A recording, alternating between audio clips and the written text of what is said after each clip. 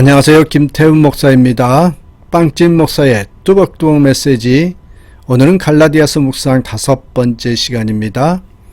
크리스찬이 누리는 자유는 무엇인가?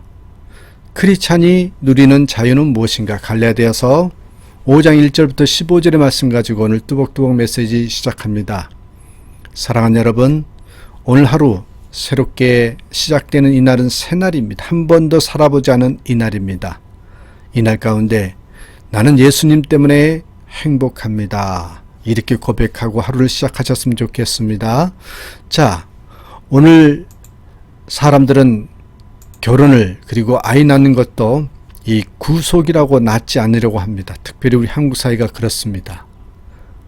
어떤 사람은 집안이 답답하다고 집을 떠났으면 합니다. 여러분, 자유라는 것은 집을 떠나고 결혼 안 하고 이 가정의 테두리를 벗어나는 것이 아닙니다. 한때 초등학교 교정에 울타리 없애기에 열을 올렸답니다. 울타리를 허문 후에 아이들을 보니까 운동장에서 놀지 않고 모두 교실로 모여들더랍니다. 담장을 허무니까 아이들은 왠지 불안해했습니다. 그러니까 오늘 초등학교에 성추행범이 자유롭게 드나들고 사건 발생하는 경우가 많이 생기게 돼버린 거죠. 여러분, 자유에 대한 오해 때문에 발생한 해프닝입니다. 오늘은 자유에 대한 내용입니다. 갈라디아서는 두 부분으로 나누어져 있습니다. 하나는 1장부터 4장. 여기는 복음을 제시하고 있고요. 율법주의자들을 경계하라. 이걸 강조합니다. 지금은 복음 시대인데 율법주의자들이 자꾸만 율법을 강조하고 할례를 강조합니다. 사도 바울은 이 점을 주의하라 강조하는 것이 1장부터 4장입니다. 그런데 여러분, 좀 더 나가서 이제 또 하나가 5장, 6장은요. 자유를 강조합니다. 자유. 5장 13절의 말씀 보시면 형제들아, 너희가 자유를 위하여 부르심을 입었으나 자유를 위하여 부르심을 입었다는 거예요. 그러나 그 자유로 육체의 기회를 삼지 말고 다시는 종의 멍에를 매지 말라. 여러분, 기독교의 참 가치는, 참된 가치는 자유함입니다. 내가 예수를 진짜로 믿고 있다라면은 자유함이 있는 사람이라는 뜻이에요. 구속이 아니에요. 자유할 때가 가장 강할 때고 빛날 때고요. 사람다울 때입니다. 그런데 여러분, 이 자유를 만끽하고 살지 못하는 크리스찬이라면 뭔가 잘못된 것입니다. 그래서 여러분, 자유에는 조건이 붙습니다. 자, 그렇다면 성경에서 말하는 자유는 어떤 자유일까? 한번 보실까요? 우리 크리스찬들이 누리고 있는 자유. 첫 번째입니다. 죄로부터의 자유입니다. 죄로부터의 자유. 오늘 본문은 주께서 우리에게 자유하게 하시라고 자유를 주셨다고 하였습니다. 이 자유는 죄로부터의 자유입니다. 죄 사함의 자유입니다. 내 안에는 죄성이 존재합니다. 그것이 원죄입니다. 이 원죄는 여러분, 예수님의 피를 통해서 전수되어 우리로 하여금 두려움을 줍니다. 아니죠. 이 원죄는 피를 통해서 전수돼서 우리를 하여금 두려움을 주는데 이걸 물리쳐 준 게 바로 예수님의 피라는 것이죠. 그래서 미래에 대한 두려움, 장래에 대한 두려움, 죽음에 대한 두려움을 확실히 이겨냈다라고는 그 자유입니다. 우리가 차를 운전하고 가다가 경찰차를 만나면 마음이 뜨끔해진답니다. 모두 그런 경험을 해보셨을 거예요. 죄 진 것이 없는데도, 교통신호를 내가 위반하지 않은데도 자꾸 그런 마음이 든다는 것이죠. 그것은 내 안에 죄의 흔적이 남아서 그렇답니다. 지명수배자라면 그 뜨끈함이 더욱 컸을 거예요. 사람은 죄를 지으면 아무리 숨겨도 나타나게 돼 있습니다. 공항에서 여러분, 밀수자를 색출하는데 모든 사람을 검색하지 않고요. 이 걸음걸이를 보면 밀수자를 알 수 있다고 합니다. 죄는 숨길 수가 없습니다. 걸음걸이가 부자연스럽고 마음도 부자연스러워집니다. 아담은 에덴에서 저녁이면 하나님이 오시고 함께 거닐고 대화하는 천국의 삶을 살았더라 했죠. 하나님이 오시지 않으면 기다려졌습니다. 그런데 여러분, 죄를 지은 후에는 그때부터는 하나님이 오실까봐 저녁이면 두려움에 떨었다고 했어요. 숲속에 숨었습니다. 사람은 영혼이 평안해야 그것이 자유입니다. 그러려면 어떻게 됩니까? 죄로부터 자유해야 합니다. 자, 우리 성경이 말하는 자유, 크리스찬이 누리는 자유는 어떨까요? 두 번째입니다. 율법으로부터의 자유입니다. 율법으로부터의 자유. 5장 4절 보면 율법 안에서 의롭다함을 얻으려 하는 너희는 그리스도에게서 끊어지고 은혜에서 떨어진 자다. 율법주의적인 신앙을 가지고 살면 은혜도 떨어지고 그리스도에게서도 끊어진다는 거예요. 여러분, 어떻게 보면 율법주의적 신앙은 잘 믿고 좋아 보이지만 복음적이지 않습니다.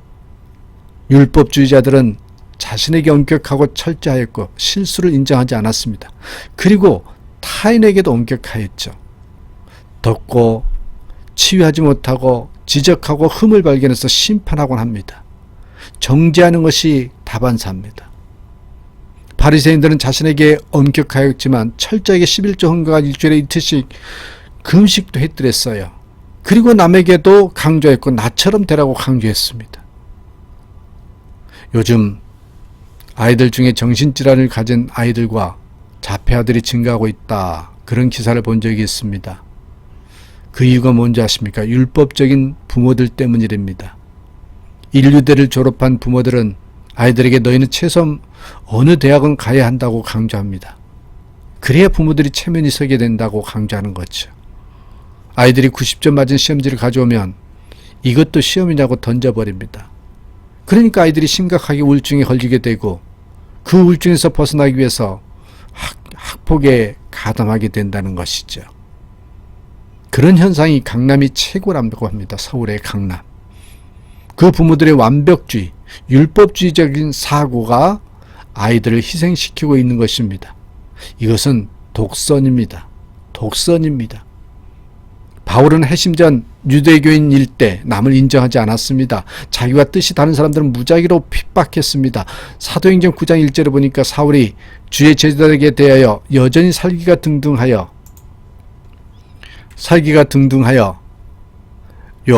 남녀를 막론하고 결박하여 왔다고 말씀합니다. 여러분, 이건 독선입니다. 이런 독선적인 부모가 많고 신앙인도 있어요. 예수 믿으면서도 이런 독선적으로 믿어요. 이런 독선적인 삶의 모습이 있단 말입니다. 그러니까 오늘 교회나 집안이나 공동체가 시끄러운 것입니다. 그러니까 불화하는 것이고 자신의 삶을 속박하고 그 삶이 피곤한 것입니다. 이 그릇된 자아를 하루빨리 깨야 합니다. 그래야 조화가 이루어지고 남을 인정하고 남을 배려하게 되는 것입니다. 그래야 자유하게 되죠. 자, 결론적으로 자유는 진정한 사랑으로만 해결됩니다. 진정한 사랑으로만. 사랑을 받고 사랑을 전할 때만이 진정한 자유를 이룰 수 있다는 것입니다. 자, 5장 13절 말씀 보시면 오직 사랑으로 서로 종노릇하라. 14절에 보면 내 이웃을 사랑하기를 내 자신과 같이 하라고 강조하십니다.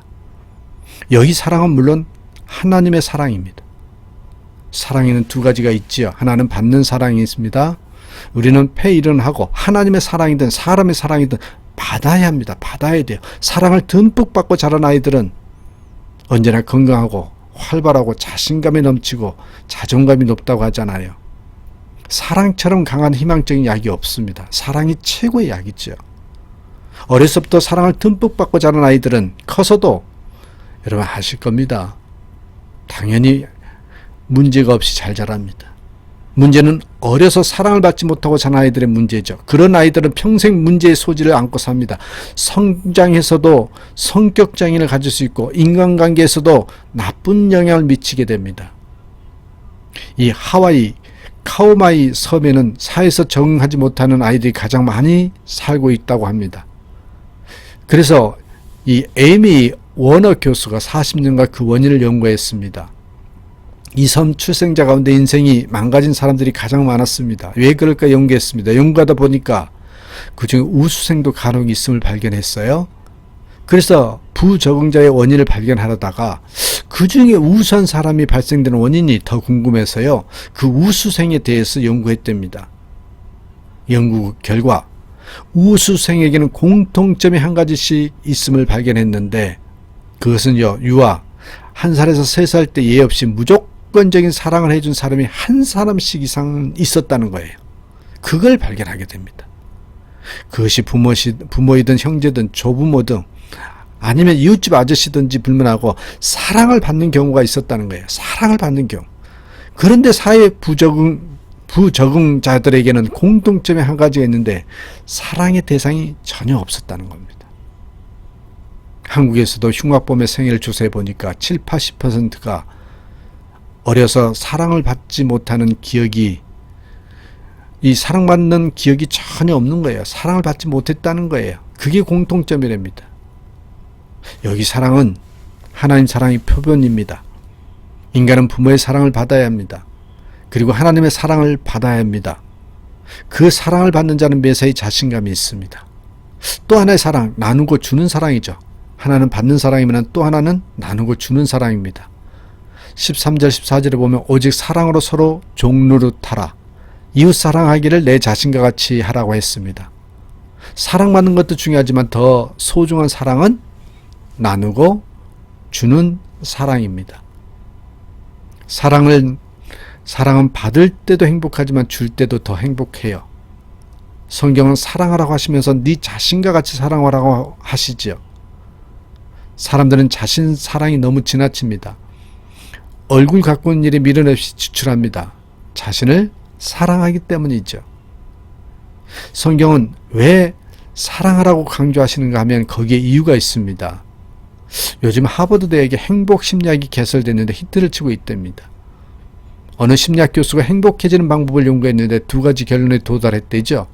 그것은 유쾌한 경험을 하라는 것과 섬기라는 것이에요.